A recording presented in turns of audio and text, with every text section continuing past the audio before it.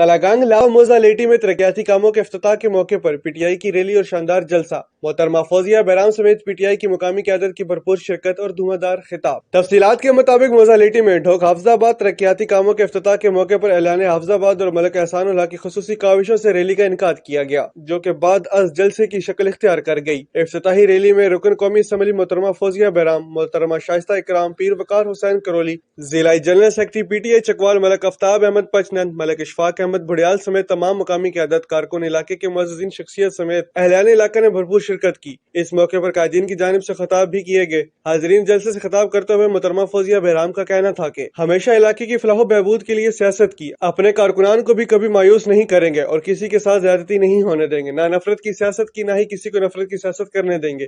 جہاں تک ممکن ہوا علاقے کی ترقیاتی اور خوشحالی کے لیے کام کرتے رہیں گے۔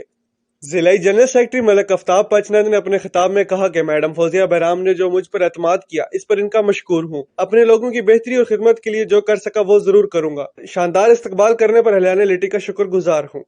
علی ڈینٹل ہسپتال چکوال۔ علی ڈینٹل ہاسپٹل میں اسٹرلائزیشن اور کراس انفیکشن کنٹرول کا خاص خیال رکھا جاتا ہے۔